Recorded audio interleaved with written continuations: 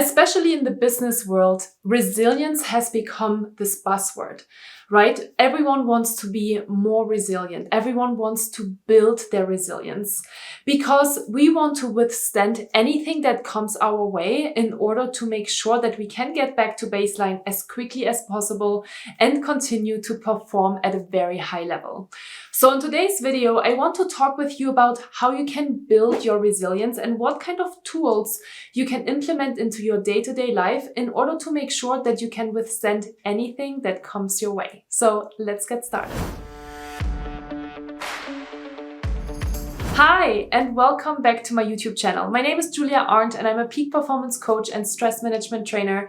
And I'm really excited that you're watching this video today. If you are watching one of my videos for the very first time, welcome to my YouTube channel. I'm super excited that you're here and that you're curious to learn more about how to sustain your performance over time. So make sure to hit that subscribe button right down below to make sure that you're receiving notifications every time I am posting new videos. So in today's video, I want to talk with you about resilience, how to build resilience. What can you do when you have had a big event, a big thing happening in your life and you want to bounce back to your baseline as quickly as possible? That's basically, first of all, what resilience is all about, right? Resilience says that we are capable of bouncing back to baseline as quickly as possible. And the more resilient you are, the quicker you are capable of recovering quickly from any kind of events that are happening in your life, right? No matter if it is a death in the family, a relationship breaking up, any things that are coming your way in terms of work, right? Any big challenges, any difficult conversations, any big turnarounds in your project, all of these different things can happen. Obviously, they happen on a day-to-day basis because we are all human beings and things just happen. But the question always is, how quickly can you bounce back from this event? How quickly can you go back to feeling neutral, kind of, right? How can you feel normal again? How can you feel yourself again? So there are ways on how to learn, on how to become more resilient. It is not a fixed skill, but actually a skill that you can learn. And I want to share with you a couple of different tools today on what you can do, what you can start integrating into your day-to-day life in order to make sure that you are developing your personal toolkit on building resilience factors, okay? So I would say, let's get started and dive into different tools that you can develop in order to develop your resilience skill. And to make it easy today, I want to make sure to share 5 different ways with you on how you can build your resilience. There's so much more that you can do, but I think it is helpful to break it down to a couple of different easy things that you can start thinking about. And the very first thing that I want to talk with you about is to take care of your basic needs.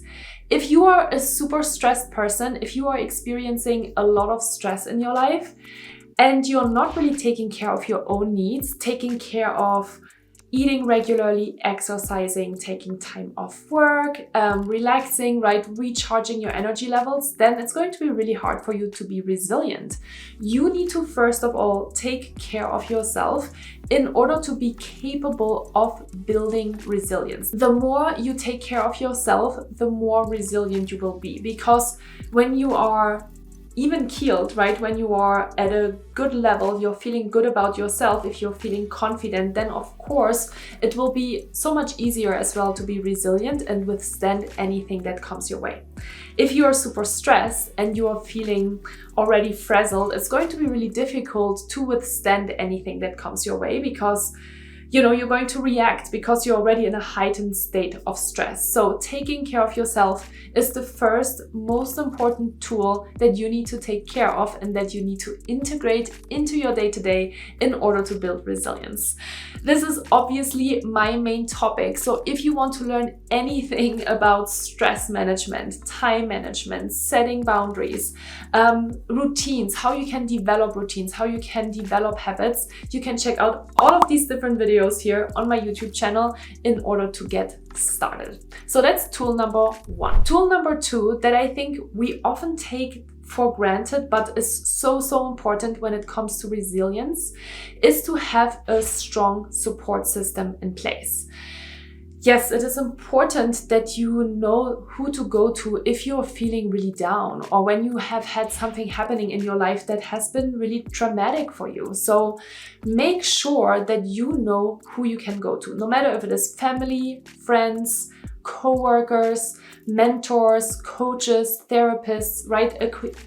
A support system can be so many different things. I would even count into your support system maybe even podcasts that you listen to, books that you read, right? Because sometimes we just need a shift in mindset in order to get us back on track. So I want you now, right now, to think about 5 different people or 5 different things that you can create around you in order to build that support system. It's important to have that list of people that you know you can always reach out to no matter at what time of the day or night. It's good to have this list handy. So just take a minute, pause this video right now, and just write down 5 names, 5 people that you know you can always count on, and that is kind of your emergency list when it comes to emergencies in your own life. Tool number 3 that I want to share with you today is to manage your impulses. Managing impulses is super, super important because we all have them.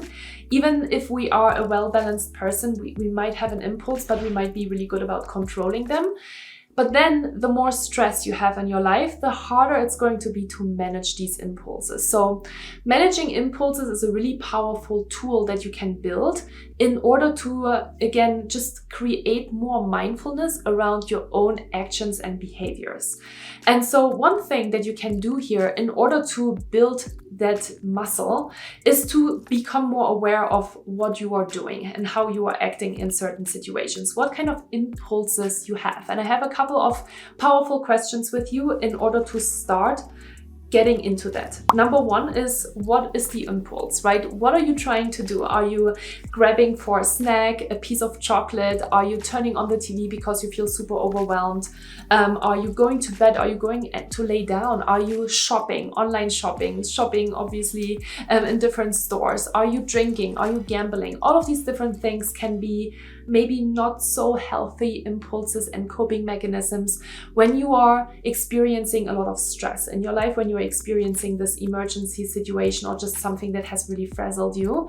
And again, they might not be so healthy. So once you know what the impulse is, and number 2, that's question number 2, in what kind of situation that impulse comes up, then you can start to build mindfulness and awareness around, okay, how do I actually want to react in this situation? What is the actual impulse? What would I like to do? But what can I replace it with? So that would be the next question, which is, what can I do instead? Instead of, going out and doing whatever I'm doing, what can I do instead? Do I listen to something super inspirational? Do I go outside? Do I call one of my support buddies on my 5-person emergency list to talk with them about this, right? Have something more healthy in place.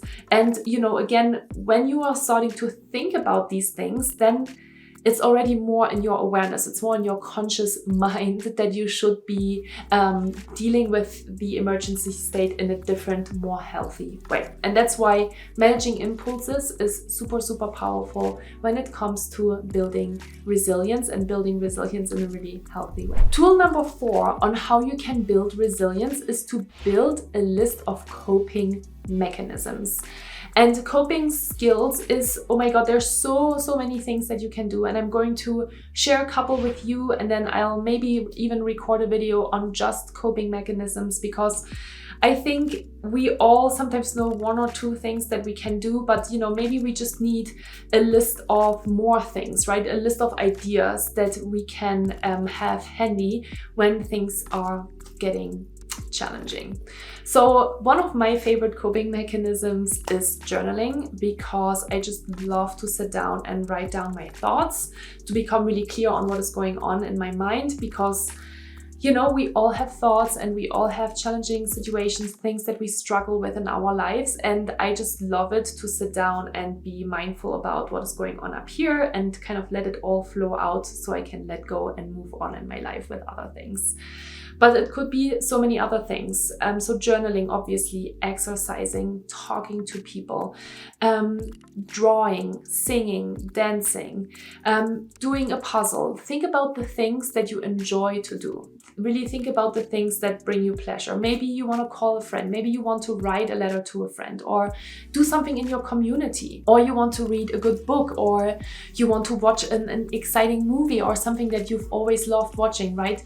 Those are all coping mechanisms. Taking deep breaths, meditation, yoga, right? The list is endless. I'm going to put down a couple of things here on the side so you can see a couple of ideas already. But like I said, maybe I should do a video about this. Let me know if you want me to do a video. Just leave me a comment down below and I'll definitely put that on the list of videos to record in the future. And the last tool that I want to share with you in today's video is to learn on how to problem solve. Yes, it's really good to solve problems, right? We can sometimes be pretty good at it. Sometimes we might be able to get better at it. We can always improve, right? Nobody is perfect.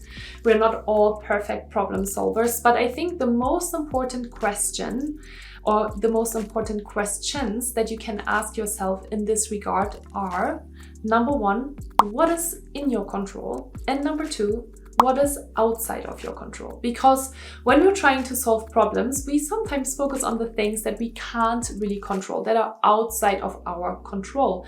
And you know, that's not very helpful, right? Because we can think about these things. We want to change other people. We want to change the situation. We want to change our external environment. Wouldn't it be so much easier if we would be able to do that, if we would have the power to change other people? Because then we don't have to change ourselves, which is kind of harder to do, right? But let's be honest and let's be serious here. Yes, I think it's really important that you are focusing on the things that are within your control. What can you do in order to change the situation? I have these conversations with my clients all the time, and they're always like, they are like this and this is like that. And I always tell them, what can you do? What is in your control? How can you solve the problem? What can you contribute to the situation in order to make it better? Because if you wish, for example, that a person is different, or if you would like a circumstance to be different, what can you do to contribute to that? You know, this is so important and so powerful because it gives you power back. It empowers you to make changes in your own lives and to work on the things that you would like to change. So I really love this. This is, by the way, probably my personal favorite because it's a muscle that you have to train. It's a muscle in your brain that you need to train in order to, just kind of start thinking differently. So how to build resilience, 5 super simple tools. It's not a fixed skill. You can learn how to be more resilient over time. Build your own personal toolbox in order to know what to do and, you know, how to handle different situations when things get hairy. And then you'll be totally fine. I think one of the things that I wanted to share before we end this video today is that it's also super important that when you are really experiencing a emergency state, super, hard situation, to feel the feelings. I think as peak performers, we're really quick at, okay, what am I gonna do? Right? We're jumping into these different tools, which is great. Hopefully you might already have some of these tools, but I think it's really important to take a moment and to sit back and, just feel everything that's coming up in that moment. Feel the emotions, right? We're not talking about dwelling in the emotions. I'm not talking about, sitting in them for months and months and months. I'm talking about, okay, just be present with what's going on and then look at the list of things that you can do in order to get back to baseline. That's always your goal. So that's all I wanted to share with you today. Thank you so much for watching this video. If you liked it, give me a thumbs up. If you have any questions for me, leave me a comment down below. Subscribe to my channel. I would really love to see you here again, and I wish you a wonderful day.